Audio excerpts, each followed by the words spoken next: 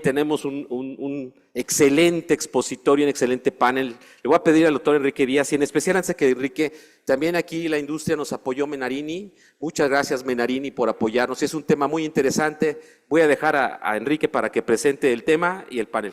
Adelante, Enrique. No se va a conectar Adolfo. ¿Sí se va a conectar?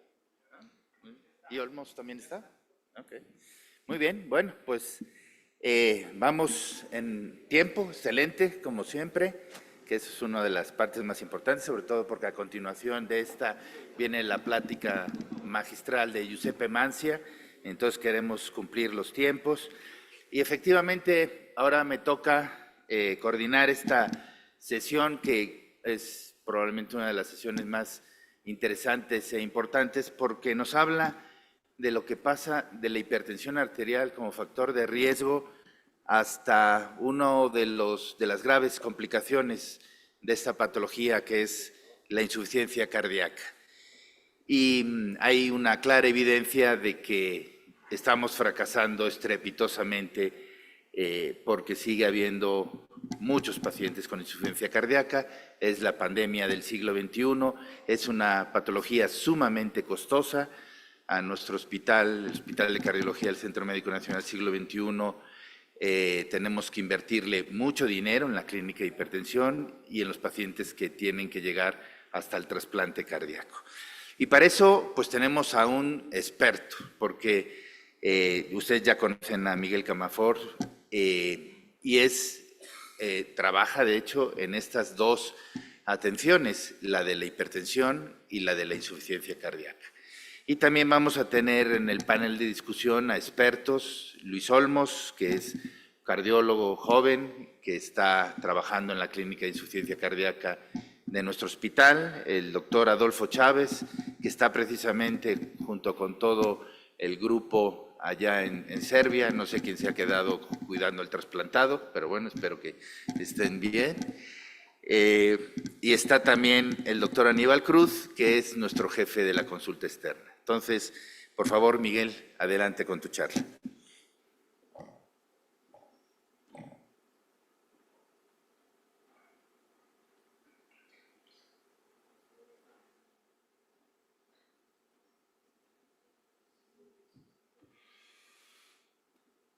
Bien, si les parece, vamos a comenzar.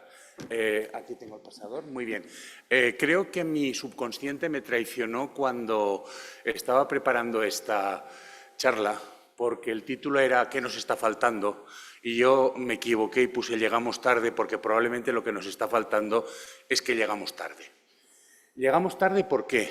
Porque, como decía Enrique, y yo creo que todos los que nos dedicamos, Enrique, a hipertensión y a insuficiencia cardíaca, vemos el drama que es que aquellos pacientes que estamos tratando de hipertensión sabemos que si no hacemos lo correcto, dentro de unos años acabarán siendo pacientes con falla cardíaca. Y esto sería lo mismo que si nosotros fuéramos todos, en lugar de médicos expertos en enfermedad cardiovascular, fuéramos oncólogos y permitiéramos que nuestros pacientes acabaran todos con metástasis. Por lo tanto, es una situación grave en la que nos tenemos que plantear ¿qué es lo que estamos haciendo? Como ven ustedes, actualmente soy el vicepresidente del Grupo de Trabajo de Hipertensión y Corazón. A partir de la semana que viene soy el presidente, y una de las más importantes cuestiones que nos hemos planteado desde el Grupo de Trabajo de Hipertensión y Corazón de la Sociedad Europea de Hipertensión es ver cuáles son los mecanismos, los problemas y de qué manera podemos actuar más efectivamente en parar la progresión infinita que hay desde la hipertensión a la insuficiencia cardíaca.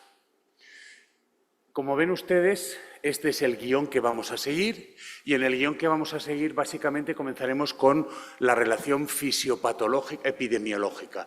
Continuaremos con la epidemiología, como les decía, el camino fisiopatológico. Si hay algo que podemos llamar preinsuficiencia cardíaca, y lo podemos y debemos reconocer en nuestros pacientes.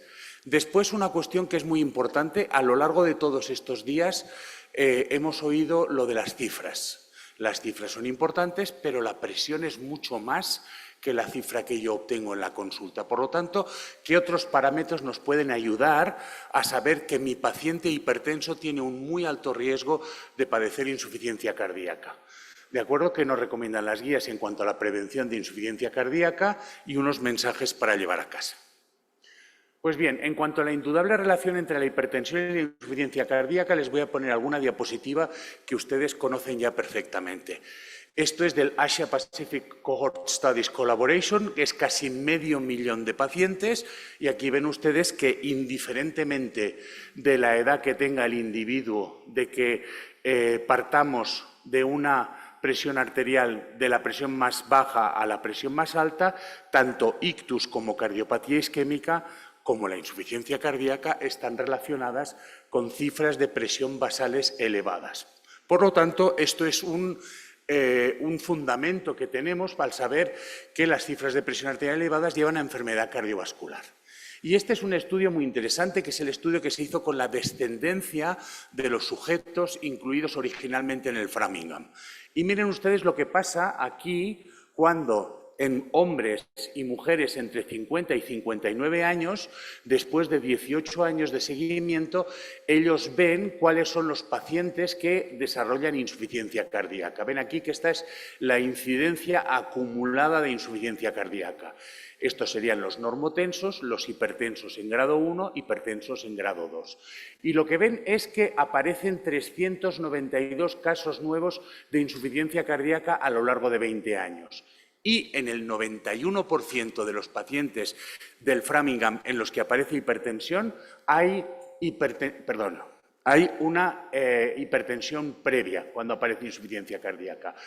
Por lo tanto, llegan a la conclusión de, como ven ustedes aquí gráficamente, si tienes hipertensión, tienes en las 2 veces más posibilidades de padecer una insuficiencia cardíaca, pero si eres mujer, y aquí habría que ver hasta qué punto es la menor atención que le prestamos a la mujer hipertensa o las características propias de la mujer, de eso hay compañeras aquí que saben mucho más que yo de esto, el riesgo es 3 veces más. Por lo tanto, tenemos una situación en la que sabemos que tener hipertensión desarrollará esa insuficiencia cardíaca.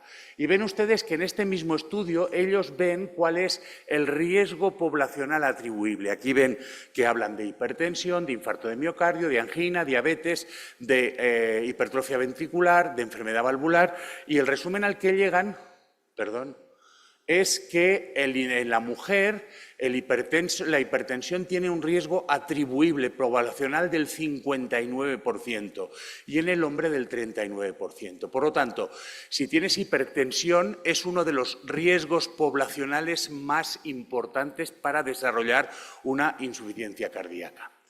Pero estamos hablando de Macarena estos días, ¿se acuerdan? Estamos hablando del paciente con alteraciones metabólicas con diferentes factores de riesgo. Y en este interesante estudio los autores lo que ven es, como ven ustedes, esta es la incidencia acumulada de lo que es insuficiencia cardíaca. La línea roja significa aquellos pacientes que no tienen ningún factor de riesgo. Y los factores de riesgo que se tienen en cuenta son hipertensión, obesidad y diabetes, los factores de Macarena, ¿de acuerdo? Pues ven ustedes que si tienes un factor de riesgo, estás un poquitín por encima de no tener ninguno, pero miren lo que pasa cuando tienes hipertensión, obesidad y diabetes. Se va por las nubes, tanto en mujeres como en hombres, a partir de los 45 años. Por lo tanto, la combinación de todos esos factores de riesgo, que es lo que vemos habitualmente, y les reto a que busquen en sus consultas pacientes hipertensos puros, que no sean obesos ni sean diabéticos. Hay pocos, la mayor parte son pacientes con varios factores de riesgo. Por lo tanto, tenemos un terreno abonado para el desarrollo de la insuficiencia cardíaca. Pues bien, los cambios epidemiológicos que hemos visto en la insuficiencia cardíaca tienen como razón el hecho de que no estamos controlando la hipertensión. No sabemos cuántos pacientes son hipertensos, ellos mismos no lo saben. Cuando saben que son hipertensos tampoco son conscientes de la necesidad de un control y el porcentaje de tratados baja todavía más y el porcentaje de tratados y controlados baja todavía más. Tenemos pendiente de publicar un registro reciente hecho en 9.000 pacientes del sur y del Mediterráneo en Europa. En estos 9.000 pacientes, el control de la presión arterial en pacientes que conocían ser hipertensos es el 12%, únicamente el 12%. Y si vamos a mirar el control de hipertensión, diabetes y dislipidemia, el control es del 9%, por lo tanto lo estamos haciendo rematadamente mal. ¿Y por qué? Porque como nos enseñó el primer día el doctor, nos enseñaron los talleres el primer día, hay que calcular el riesgo y sobrevaloramos nuestro control e infravaloramos el riesgo. Eso ha hecho que ahora mismo veamos que en la insuficiencia cardíaca, si nos fijamos en los 3 grupos de fracción de eyección, desde el 94 hasta el 2014, los autores ven que baja de un 44 a un 31. Pero la insuficiencia cardíaca con fracción de eyección preservada, preferentemente en mujeres hipertensas, sube del 41 al 56. Por lo tanto, vemos que está habiendo un cambio epidemiológico. Y aquí vemos, en este estudio realizado en Portugal, que estos autores recogen, entre ellos está Maggie Redfield, que es una auténtica experta en el tema, ellos ven que en la población portuguesa es más común la insuficiencia cardíaca con fracción de eyección deprimida en el hombre y, sin embargo, es mucho más común la insuficiencia cardíaca con fracción de eyección preservada en la mujer, normalmente relacionada con la hipertensión. Pues ven ustedes aquí lo que les decía. El paciente con preservada tiene mucha más hipertensión, tiene mucha más fibrilación auricular y tiene menos enfermedad coronaria. ¿De acuerdo? Probablemente tenga enfermedad coronaria, pero sea de la enfermedad coronaria que no estamos acostumbrados a diagnosticar, enfermedad microvascular o, como saben mis compañeras, la enfermedad coronaria de la mujer, que muchas veces es infradiagnosticada por diferentes síntomas y por diferentes hallazgos en cateterismo. Por lo tanto, este aspecto de la enfermedad coronaria habría que tomarlo con pinzas. Bien. Esto es otra cosa que hay que tener en cuenta, las comorbilidades. El paciente con reducida tiene menos comorbilidades que el paciente con preservada. Por lo tanto, la epidemiología de la insuficiencia cardíaca a día de hoy, 2025, nos indica que la hipertensión está jugando un papel muy importante. Por lo tanto, ya sabemos que nos está fallando el tener un buen control del paciente hipertenso y por eso tenemos tantos pacientes con insuficiencia cardíaca. Bien, el camino fisiopatológico. Ven, aquí este link está disponible. Si ustedes van al Council de Cardiology Practice, hace poco publicamos en Cardioclinics, que es una revista virtual de la Sociedad Europea de Cardiología, un artículo sobre hipertensión e insuficiencia cardíaca, una relación peligrosa. Y lo que decíamos era básicamente que tú pasas primero del corazón normal al corazón hipertensivo y aquí tienes que tener en cuenta que hay hipertensión y diferentes factores y ya hemos visto a lo largo de este foro de Greta, de este congreso, que hay todos estos factores, factores de activación neurohormonal, factores de crecimiento, citoquinas, disfunción mitocondrial, disfunción endotelial, que hacen que se incremente la masa cardíaca, que se produzca rigidez arterial, que se produzca aumento de la rigidez de las arterias, que haya no solamente el ventrículo, nos fijamos mucho en el ventrículo, pero que haya una miopatía de la aurícula izquierda y que haya hipertrofia del ventrículo izquierdo y del ventrículo derecho y que haya una fibrosis cardíaca. Y todos estos cambios estructurales nos llevan a la enfermedad cardíaca hipertensiva, que es lo que ustedes tienen la obligación de buscar por todos los medios posibles en sus pacientes hipertensos, por todas las pruebas de imagen que tengan ustedes a su disposición e incluso, como veremos después, con biomarcadores. Esta hipertrofia puede evolucionar hacia una insuficiencia cardíaca con fracción de eyección reducida o a una insuficiencia cardíaca con fracción de eyección preservada. Les muestro esta imagen de un consenso que estamos preparando y que se va a enviar al European Journal of Heart Failure y todavía está pendiente de acabar la redacción y de enviarlo. Pero lo que proponemos, juntamente con Javier Díez de la Universidad de Navarra, al que ustedes conocen, Javel Butler, Michael Böhm, Marco Metra y yo mismo, es este aspecto.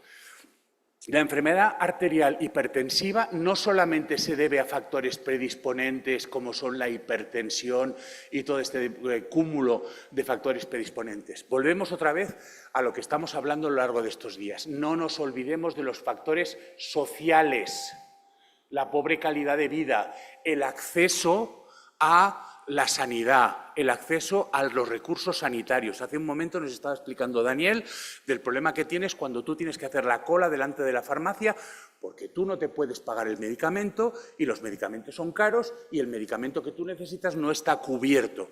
Por lo tanto, hay factores sociales que debemos de tener en cuenta. Hay que tener en cuenta también que la enfermedad hipertensiva puede producir consecuencias clínicas. Por lo tanto, fíjense que todo este cúmulo de situaciones están todas presentes en la enfermedad hipertensiva del corazón, que es el paso previo a la insuficiencia cardíaca. Bien, en este cuadro, que también estará incluido en este artículo que les muestro, Javier Díez nos muestra de una manera muy gráfica cómo pasamos de lo que es la disfunción diastólica moderada a la hipertrofia concéntrica y todo esto cómo se ve a nivel del corazón. Y ven ustedes aquí cómo hay una desaparición de los miocardiocitos que primero se hipertrofian y aparece todo este cúmulo de fibrosis a nivel del corazón. Por lo tanto, la enfermedad hipertensiva del corazón no es algo estático, es algo dinámico que va progresando y que si no hacemos nada con respecto a todos los factores de riesgo, como principalmente es la hipertensión, que hemos visto que es uno de los factores fundamentales, vamos a tener esta desgracia.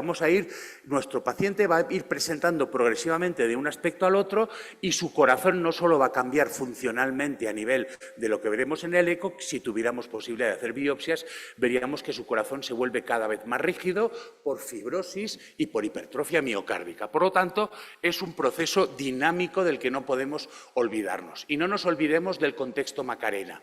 Aquí ven que este autor, sin quererlo, Sanjeev Jha, que es una de las personas que más sabe de insuficiencia cardíaca preservada, nos expuso aquí de manera muy gráfica lo que es el concepto Macarena. Es decir, este paciente, que es el paciente Macarena, va a hacer una insuficiencia cardíaca con fracción de eyección preservada, porque si no hacemos nada va a acabar en ello. ¿De acuerdo? Muy rápidamente ven ustedes que también en este artículo, en el año 2021, publicamos lo que sucede, que es enfermedad de arterias coronarias, fibrilación auricular, todo este tipo de factores de riesgo y comorbilidades, juntamente con la activación del sistema renina-angiotensina, sistema autonómico y todos los factores de respuesta a la hipertensión, porque no nos olvidemos que nuestro cuerpo se adapta a la hipertensión, y juntamente con los sistemas inflamatorios sistémicos, porque la hipertensión es una enfermedad que afecta a nivel inflamatorio, y la rigidez arterial aumentada, nos van a producir todo este tipo de cambios fisiopatológicos, aumento de la disfunción diastólica, disminución de la relajación del ventrículo izquierdo, disfunción sistólica subclínica del ventrículo izquierdo y este acoplamiento anormal entre el ventrículo y las arterias, que es el fundamento de la enfermedad hipertensiva previa a la insuficiencia cardíaca. Ven ustedes que esto da todos estos cambios estructurales en los que no me voy a entender porque ustedes son expertos y los conocen, pero fíjense aquí lo que tenemos. Estamos hablando durante todo este congreso del concepto Macarena. La enfermedad hipertensiva no solamente es una enfermedad del músculo cardíaco, es una enfermedad del músculo en general.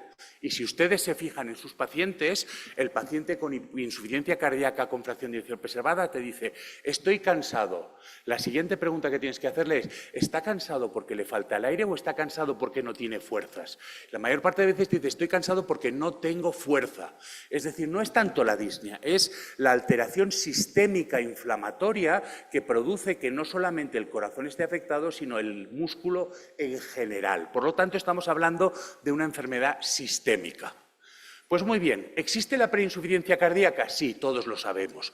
Pero hay un artículo que me gusta mucho, que está publicado por Antonio Vallés Genís, por Domingo Pascual y Julio Núñez, que son tres cardiólogos muy prominentes en España, que hablan de este concepto. Y ellos dicen que la HFpEF, la insuficiencia cardíaca con fracción de eyección preservada, comparte todos los aspectos con la pre-HFpEF, excepto los signos y síntomas. Y si buscamos bien, vamos a ver que tenemos una fracción de eyección por encima del 50%, que tenemos anomalías cardíacas y que tenemos biomarcadores.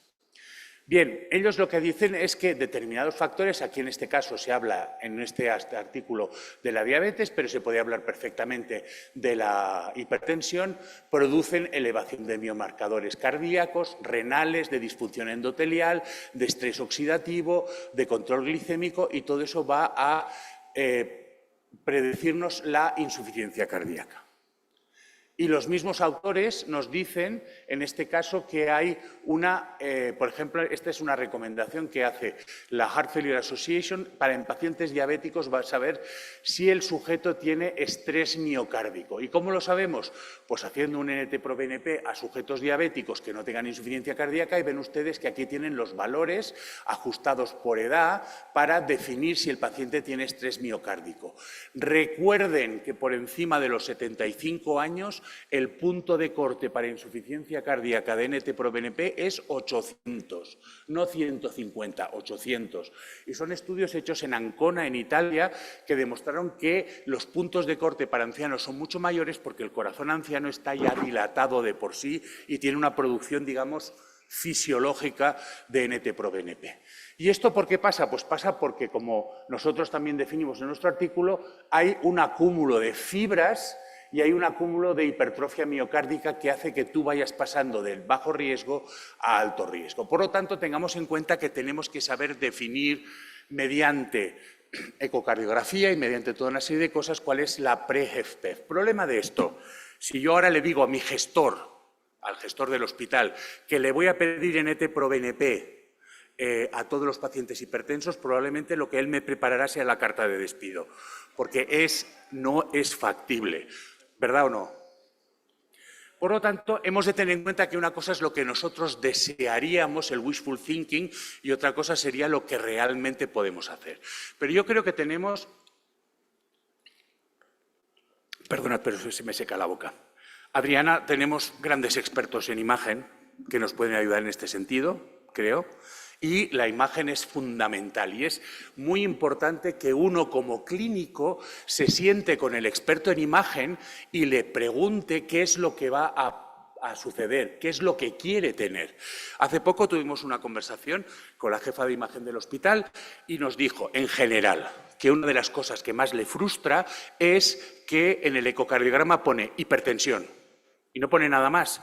Y entonces, lógicamente, el experto en imagen se las tiene que arreglar para saber qué es lo que buscas, porque hay muchos parámetros en imagen.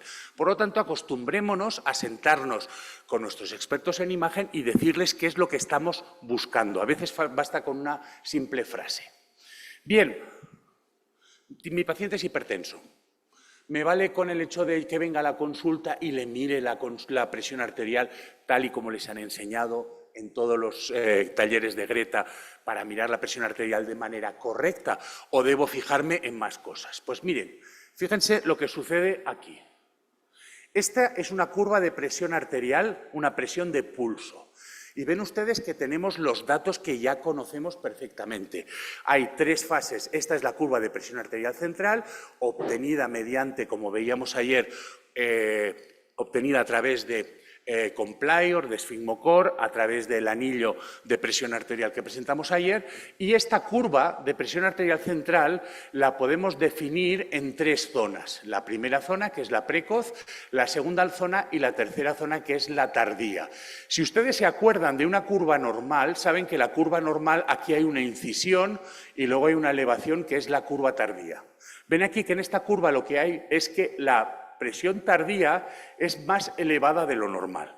Pues bien, lo que se ha descubierto es que cuando miramos, y este es un artículo publicado nada más y nada menos que por una persona que todos conocen, que es Julio Chirinos, y Julio Chirinos en este estudio del MESA lo que vio es que cuando tú haces presión arterial central a estos pacientes, aquellos que tienen una presión arterial tardía central más elevada, su riesgo de hacer insuficiencia cardíaca es muchísimo más alto que aquellos que tienen una hipertensión arterial más tardía. Por lo tanto, tendríamos que ver cómo reducimos la presión arterial central a lo largo de todos los periodos.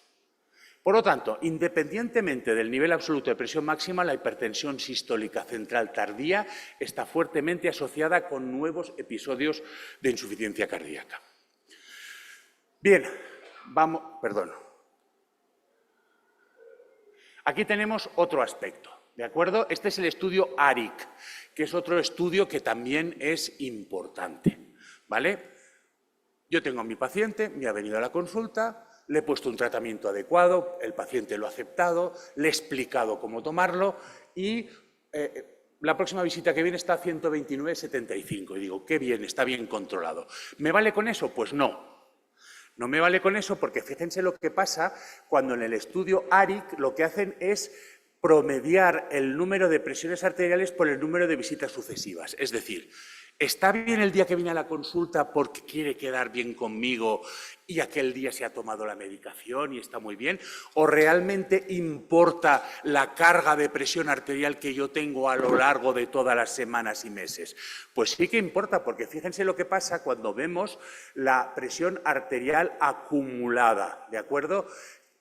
Sin ajustar y ajustada. Si la presión arterial acumulada a lo largo de las visitas es un factor predictor.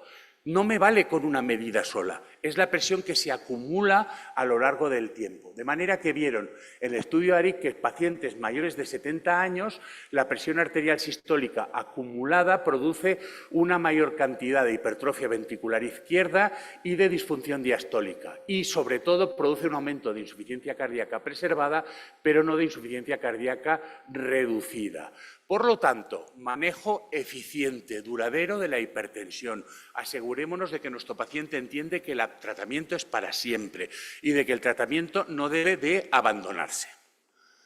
Bien, otro aspecto que hay que tener en cuenta, y este no es tanto en la prevención, este es un grupo coreano y lo que van a mirar es básicamente cómo influyen los niveles de presión en lo que son los eventos cardiovasculares. Y aquí hay mucho que hacer todavía porque no está claro si bajar la presión demasiado no aumenta los eventos cardiovasculares. Y por tanto, este es un aspecto que tenemos pendiente y en el que no voy a insistir.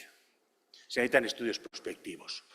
Y esto es lo que sucede cuando saben que este es un grupo muy famoso, el del Blood Pressure Lowering Treatment Trials Collaboration, que nos dicen a ver qué pasa cuando analizamos todos los estudios de presión arterial y vemos lo que pasa con la reducción de la presión arterial sistólica a diferentes niveles, desde 0 hasta 25 milímetros de mercurio, y nos dicen cuál es el hazard ratio para diferentes eventos cardiovasculares. Y ustedes que cuanto más bajamos la presión arterial, más bajan los eventos cardiovasculares. Y vemos en este mismo estudio que el análisis incluye a 48 ensayos clínicos con un total de 350.000 pacientes y lo que ellos ven es que una reducción, perdón por el dólar aquí o el peso, una reducción de 5 milímetros, esto debería ser un tanto por ciento. Reducir 5 milímetros la presión arterial sistólica nos baja el riesgo de enfermedad cardiovascular en un 10% y el riesgo de insuficiencia cardíaca en un 13%. 5 milímetros de mercurio que yo baje a mi paciente significa que mi paciente va a tener un 13% menos de insuficiencia cardíaca. Y esto, como ven ustedes aquí, es tanto cierto para aquellos que tenían enfermedad cardiovascular previa como para aquellos que no tenían enfermedad cardiovascular previa. La reducción es de un 13% de insuficiencia cardíaca. Por lo tanto, no nos cansemos de bajar la presión arterial a nuestros pacientes y controlemos de que están haciendo bien su tratamiento. Bien, este es un estudio hecho en Lombardía, está publicado por Gerardo Corrao, pero bajo la dirección de Giuseppe Mancia, del cual oiremos a continuación, y nos dice qué relación tiene la adherencia con el riesgo de insuficiencia cardíaca. Y aquí ven ustedes aquellos que tienen baja adherencia frente a aquellos que tienen alta adherencia. Y este es el riesgo de insuficiencia cardíaca. Y ven ustedes que una alta adherencia a la medicación, esto es, como decimos en España, una verdad de perogrullo, que a la mano cerrada le decía puño, pues esto es lo mismo, es una verdad de perogrullo. Si mi paciente es adherente, tendrá menos insuficiencia cardíaca. Si no es adherente, no tendrá insuficiencia cardíaca. Pero la cuestión es cómo enseñamos adherencia a los pacientes, ¿vale? Yo creo, al menos es mi experiencia, yo no soy un experto en explicar adherencia, pero sí que tengo a Cristina, que es mi enfermera, que es una experta en el tema, ella es la enfermera de práctica avanzada, se encarga de mirar la presión, se encarga de mirar la cuestión geriátrica y se sienta con el paciente para ver si se está tomando la medicación. Le hace test de adherencia e intenta saber cuál es el motivo por el cual el paciente no se toma la medicación. Si no cree en ella o no tiene quien le vaya a buscar a la medicación. Saben que nuestra zona es una zona llena de octogenarios y nonagenarios y a lo mejor la persona vive sola y no tiene quien le vaya a buscar la medicación. O tenemos las situaciones de que el paciente se olvida y a lo mejor nuestras farmacias lo que hacen es que les preparan pastilleros con el número de pastillas para cada comida y cada día. Es decir, la adherencia tiene que buscarse por qué no el paciente no tiene adherencia. Ahí los profesionales de enfermería nos son a nosotros particularmente de gran ayuda. ¿De acuerdo? Entonces, también influye sobre la hospitalización. Anteriormente veíamos lo que es la insuficiencia cardíaca como tal, la insuficiencia cardíaca incidente. Esto es sobre hospitalización y de nuevo vemos que aquellos pacientes que son más adherentes hospitalizan menos. Y yo estoy seguro de que probablemente tanto para los gestores como para los clínicos y mucho más importante para el paciente, una vez que has llegado a insuficiencia cardíaca, uno de tus principales objetivos es pasar cuanto más tiempo fuera del hospital, no ingresar. No solamente porque representa un coste extraordinario, sino porque la calidad de vida del paciente se empeora muchísimo cuando el paciente está ingresado en el hospital. Pues mire lo que pasa cuando el paciente es altamente adherente. La posibilidad de que no ingrese en el hospital se reduce muchísimo. Y aquí vemos cuáles son los fármacos que realmente influyen más en la adherencia. En este estudio hecho por Corrao nos dicen que los diuréticos, los IECAs, los ARA2 y los betabloqueadores son efectivos y los calcioantagonistas vemos este aspecto. ¿Eso quiere decir que los calcioantagonistas no son útiles? No, que quizás los calcioantagonistas los hemos tenido que utilizar antes. El calcioantagonista es un fabuloso medicamento para evitar el paso a insuficiencia cardíaca. Cuando tienes insuficiencia cardíaca probablemente es un buen controlador de la presión arterial y estos ya entran a jugar otro papel. Pero ya digamos que esto está sacado de un estudio. ¿Hay alguna diferencia entre pacientes con diabetes y sin diabetes? Hemos visto que para la insuficiencia cardíaca hay más riesgo. Realmente no hay una gran diferencia entre pacientes con diabetes y sin diabetes y sabemos que la prevención de la insuficiencia cardíaca es igual en los dos aspectos. Y en este gráfico lo que vemos es la asociación de los factores de riesgo y vemos que en este caso la fibrilación auricular es un factor de riesgo muy importante, como nos ha explicado hace un momento Daniel. La diabetes es un factor de riesgo muy importante, pero piensen hasta qué punto la insuficiencia cardíaca, la hipertensión es un factor de riesgo en insuficiencia cardíaca. Y sobre todo, fíjense en un aspecto. Aquí es un factor de riesgo muy importante. Aquí probablemente ya sea demasiado tarde y si el individuo ya ha tenido hipertensión, no ha desarrollado insuficiencia cardíaca porque no tiene un tiempo de recorrido. Por lo tanto, fíjense lo que pasa en edades jóvenes. Hay que comenzar a tratar a nuestros jóvenes y hay que prever en nuestros jóvenes que no acaben desarrollando una insuficiencia cardíaca. Y ven ustedes, este es el riesgo poblacional, es decir, atribuible a cada uno de los factores de riesgo, ¿vale? Y aquí creo que el ganador, claro, es la hipertensión. Fíjense quién es el que alcanza la altura más alta, ¿vale? Tanto en jóvenes como en edad media, como en ancianos, como en muy ancianos, ¿de acuerdo? Ven ustedes que, exceptuando el tabaquismo, que es en jóvenes, que por lo tanto antes oía en una de las sesiones anteriores no fumar, y eso tiene que estar claro, la hipertensión sigue siendo el factor de riesgo poblacional más importante para el desarrollo de insuficiencia cardíaca en todas las categorías de edad que tenemos, es decir, sin diferencia entre una y otra. Este otro es un metaanálisis de estudios de cohortes, ¿de acuerdo?, que busca la relación entre la presión arterial, la hipertensión y el riesgo de insuficiencia cardíaca. ¿De acuerdo? Por lo tanto, en este estudio nuevamente vemos lo siguiente. El 71% del riesgo de insuficiencia cardíaca es debido a la hipertensión. Por lo tanto, cualquier paciente que salga de su consulta con una hipertensión mal controlada, piensen que le están ayudando a que en el futuro desarrolle una insuficiencia cardíaca. Es nuestra responsabilidad explicarle al paciente el riesgo de esa enfermedad que no ve, de ese asesino silencioso y explicar que eso que él no siente ahora y que solamente lo ha visto en unos números, acabará siendo una maldición para él, perdónenme la expresión. Cada elevación de 20 milímetros de mercurio de presión arterial sistólica se asocia a un 28% más de riesgo de insuficiencia cardíaca. Y cada elevación de 10 milímetros de presión de arterial diastólica se asocia a un 12% de elevación en el riesgo de insuficiencia cardíaca. Creo que los números están claros.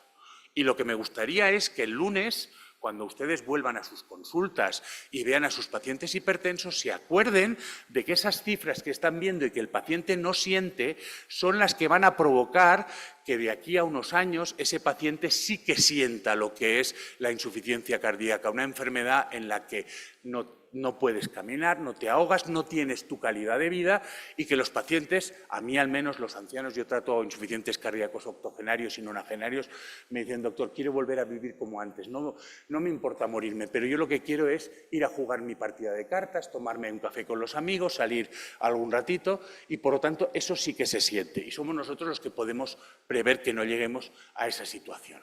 Bien. Este es otro cuadro que nos muestra la curva entre presión arterial diastólica, sistólica y el riesgo de insuficiencia cardíaca. Ven ustedes que cuando vamos subiendo en la presión arterial sistólica, va aumentando el riesgo relativo, de manera que si un sujeto está a 200 de presión arterial sistólica, su riesgo relativo está alrededor de 7,5. Pero si lo tenemos a 140, su riesgo es de 1,5 y es alrededor de 120, que es lo que consideramos presión arterial óptima cuando estamos en riesgo normal. Y lo mismo sucede con la presión arterial diastólica con una curva casi en J que comienza a elevarse a partir de 90. ¿De acuerdo? Bien, en cuanto a la disminución intensiva de la presión arterial, ¿qué efecto va a tener? Pues bien, este es un metaanálisis que está hecho en China, del cual yo, si tuviera que hacer alguna crítica, es ¿por qué narices habéis incluido el ACORD? Porque el ACORD saben que fue un estudio en diabéticos que se pretendía bajar por debajo de 120. Fíjense en los estudios que nos importan, el estudio chino, el STEP y el SPRINT. Fíjense lo que pasa con disminución intensiva de la presión arterial y el riesgo de insuficiencia cardíaca. Hay una disminución importante del riesgo de insuficiencia cardíaca con la disminución intensiva de la presión arterial. Por lo tanto, no nos dé miedo bajar a nuestros pacientes a cifras óptimas de presión arterial porque eso asegura que no acabaremos en insuficiencia cardíaca. Bien, ¿qué nos recomiendan las guías? Pues las guías lo que nos recomiendan es básicamente lo que todo el mundo se puede imaginar. El tratamiento de la hipertensión arterial. ¿De acuerdo? Evidencia 1A en las guías europeas del 2023, que con esta frase lapidaria que tendríamos todos que grabarnos en la consulta, en un lugar de la consulta, esta frase traducida. El tratamiento de la hipertensión se recomienda para prevenir eficazmente la insuficiencia cardíaca. Punto. Yo creo que con esta frase hemos resumido la charla de hoy. El tratamiento de la hipertensión es eficaz para prevenir la insuficiencia cardíaca. Y tenemos aquí todas estas drogas que son eficaces, todas ellas, para prevenir la insuficiencia cardíaca. IECA, SARA-2, betabloqueadores, calcioantagonistas, tiacídicos y tiacídicos like, y durante las últimas sesiones los compañeros les han explicado la manera adecuada y buena de utilizar combinaciones, sobre todo combinaciones dobles, combinaciones triples, que son las que nos van a dar el tratamiento eficaz de la hipertensión, que nos ayudará a prevenir la insuficiencia cardíaca. Vean nuevamente clase de recomendación 1, nivel de evidencia A. Los alfa-bloqueadores se pueden utilizar también para la prevención de la insuficiencia cardíaca en la hipertensión, preferiblemente en combinación con tiacídicos o betabloqueadores para evitar la taquicardia y la retención de fluido. Ojo con los alfa-bloqueadores porque básicamente lo que estamos hablando no es de cualquiera, sino de doxazosina. Y dentro de doxazosina la de liberación prolongada, y no cualquiera de liberación prolongada, sino la que utiliza el sistema GITS o sistema OROS, que hay una marca que no voy a nombrar, pero ya saben ustedes a cuál me refiero. Y los ISGLT2 se deben de utilizar para la prevención de la insuficiencia cardíaca en pacientes con diabetes de tipo 2. Por lo tanto, queda claro.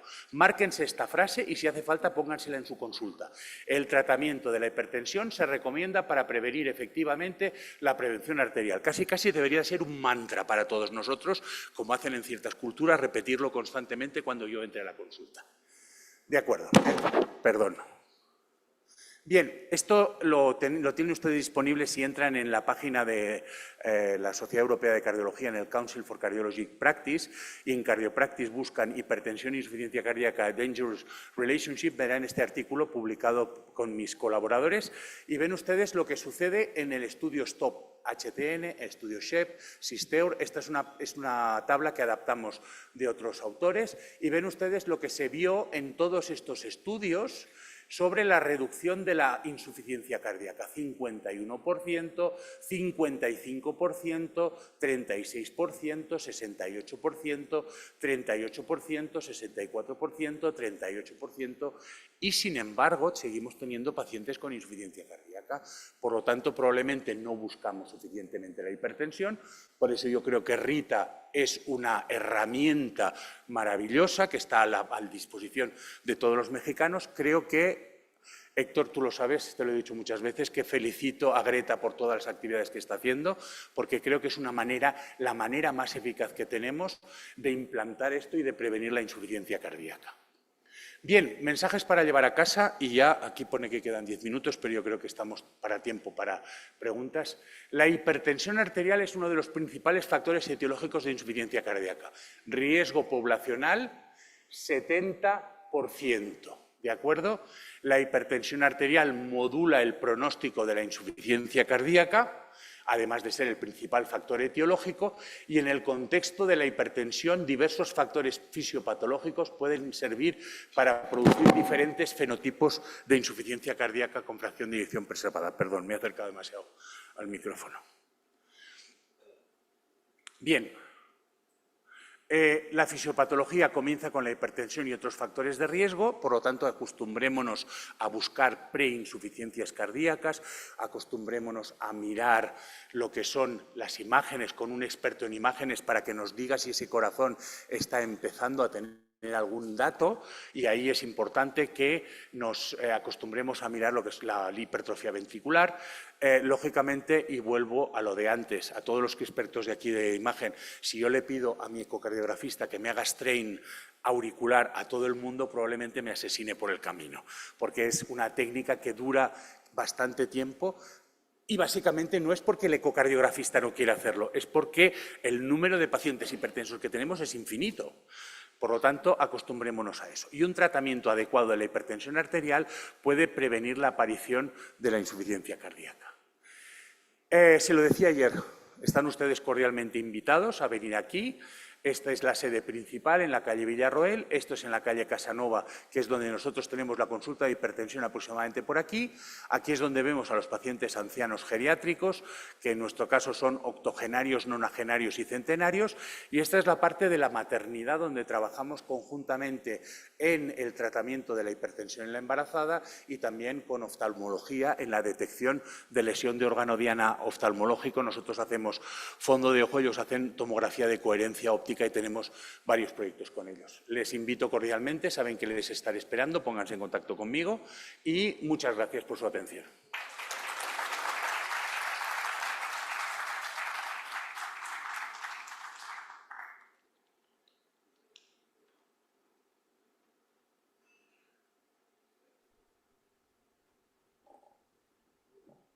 Bueno, les pido, Luis Olmos está por acá.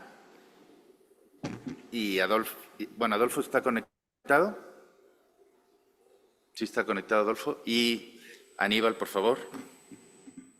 Bueno, aquí, después de esta charla espectacular en el que vemos los pasos que van desde la hipertensión y cómo va evolucionando hacia la insuficiencia cardíaca, pues evidentemente tenemos la oportunidad de tener también unos expertos en el tema.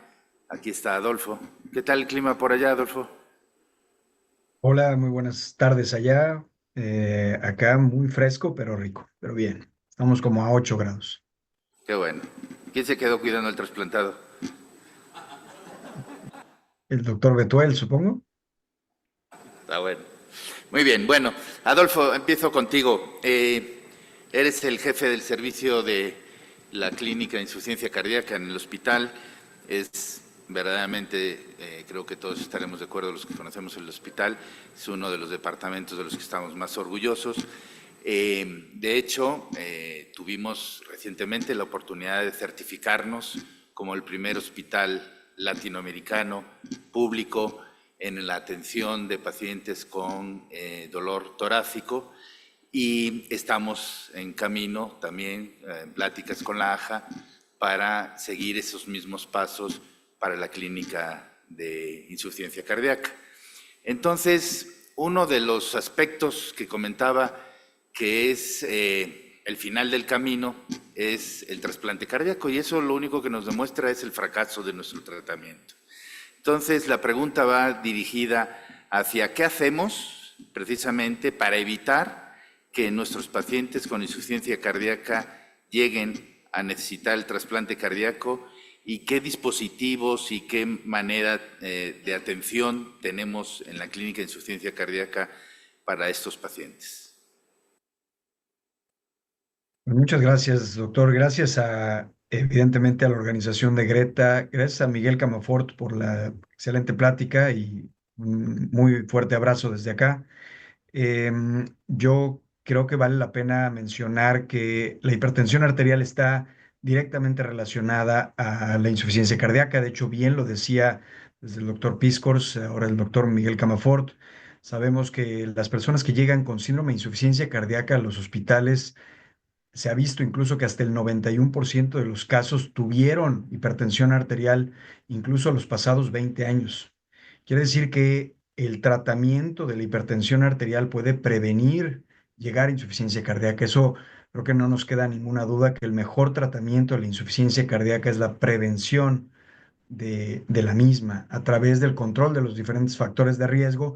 Y por eso es que este concepto Macarena, que volvió otra vez a resaltar nuestro amigo el doctor Miguel Camafort, es fundamental, porque efectivamente este problema inicial, que sabemos que todo este síndrome cardio-reno-metabólico nos puede llevar a insuficiencia cardíaca inicialmente con fracción de expulsión preservada.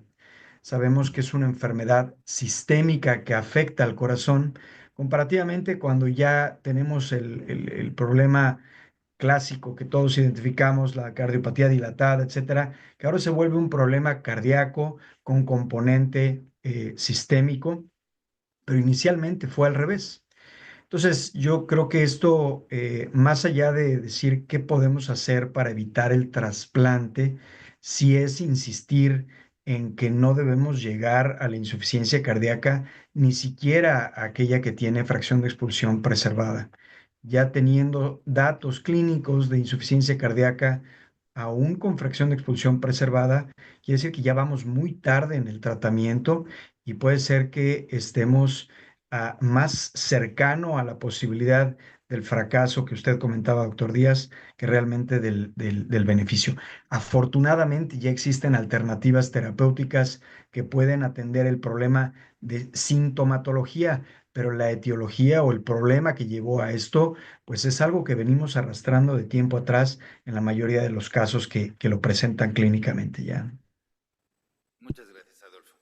Luis Olmos, tú eres uno de los elementos jóvenes de la clínica de insuficiencia cardíaca, y en este camino que empezaremos a transitar hacia la certificación internacional, ¿cómo hemos manejado estos pacientes y hemos llegado a tener niveles arriba del 90% de tratamiento en nuestros pacientes, algo que muy pocos hospitales han hecho? ¿Cuáles han sido las medidas que se han tomado? Okay. Muchísimas gracias igual a los organizadores, doctor Galván, muchísimas gracias por la invitación. Igual, felicidades, doctor Camafort, excelente plática, siempre es un gusto y placer escucharlo. Contestando de manera específica, pues sí es de resaltar que la clínica de insuficiencia cardíaca tiene una alta tasa de apego a tratamiento farmacológico, lo que todos desde hace mucho tiempo conocemos, los 4 fantásticos, y pues esto no es otra cosa más que el trabajo en equipo, no solamente de uno como operativo, sino también de los directivos, los tomadores de decisiones, tomadores de decisiones con respecto a la gestión de qué fármacos sí, qué fármacos no, que en los últimos 5 años soy testigo de cómo viramos de tener un IECA a un ARNI, en el cual inclusive el paciente te llegaba a reclamar, oiga doctor, ¿por qué no habían dado esto? Simplemente pues no se tenía disponible en el sector público. De 5 años a la fecha, el doctor Camafor conoce el hospital, no me dejará mentir que el hospital tiene para dar tratamiento no farmacológico como farmacológico de primer mundo. O sea, el hospital o México en general, dentro de nuestro Compendio Nacional de Medicamentos, actualmente se incluyen fármacos muy buenos, y lo cual nos ha llevado a que el paciente pues, tenga una alta tasa de apego. Recientemente, igual de la mano del doctor Chávez, pues se cuenta con un hospital de día en el cual pues, no se trata nada más de dar el medicamento cuando el paciente no llega descompensado, si una vez que ya lo dimos de alta, pues citarlo a la semana, ver que el paciente realmente tenga buen apego al tratamiento farmacológico.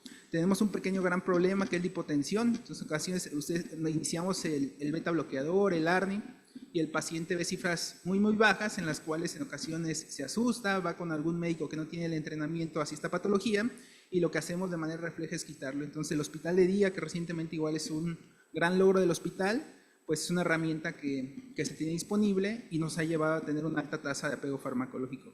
Ya nada más para finalizar, insisto nuevamente, hace mucho tiempo se conoce la historia o el lema de los 4 fantásticos.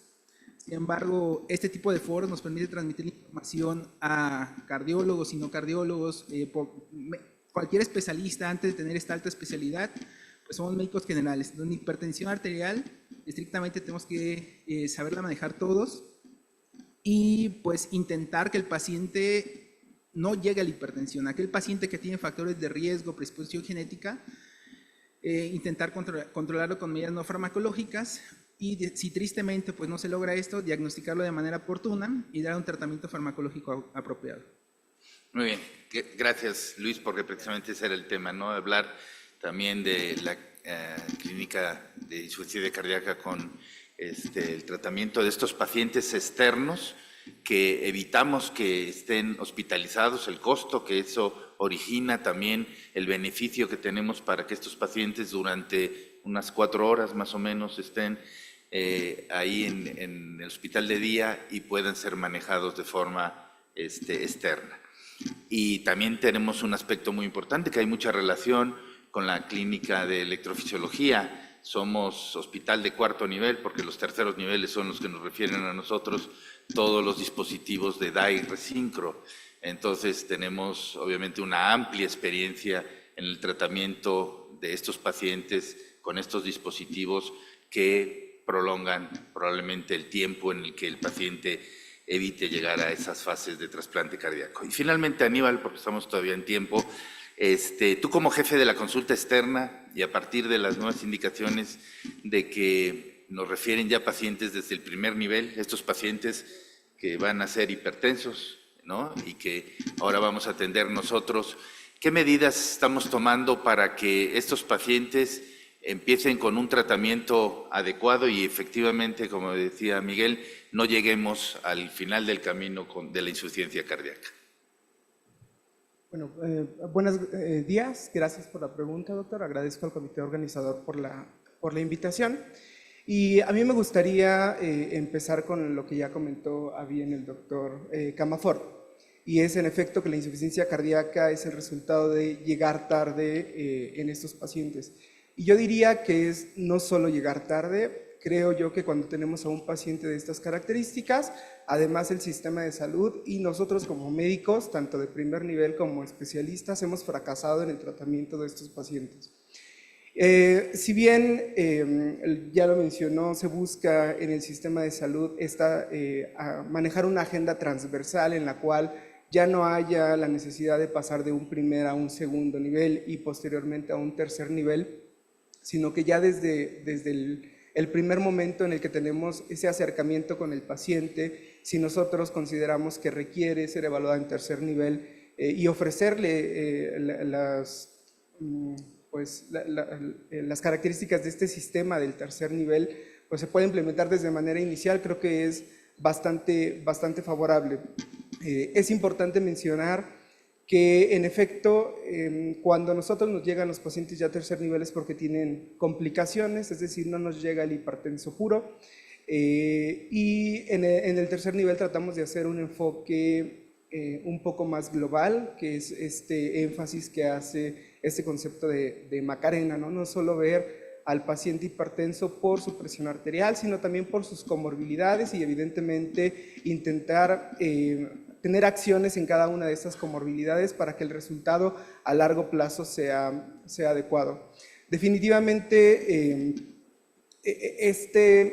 quitar obstáculos para poder llegar a ese tercer nivel evidentemente es favorable porque eso va a impactar en mejorar el control del tratamiento de la presión arterial en estos pacientes y evitar estas complicaciones. Y también diría que, reforzando un poquito lo que ya comentaba el doctor Luis Olmos, en relación a que todos somos médicos y todos debemos de tener la capacidad de llevar a un paciente a meta de tratamiento.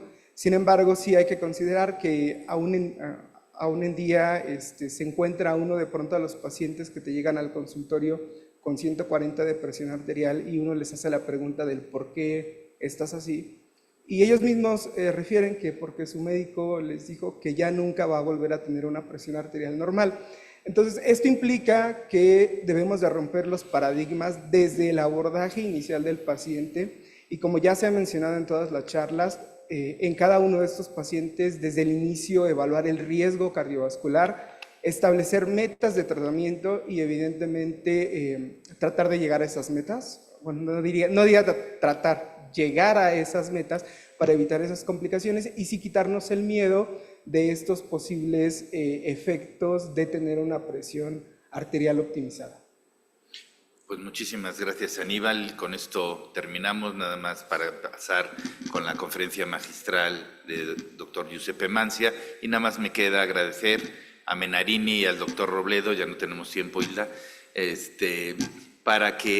por el patrocinio para este simposio. Muchas gracias y los dejo con el doctor Martín Rosas, que es el que va a coordinar esta conferencia magistral del doctor Giuseppe Mancias. Muchas gracias.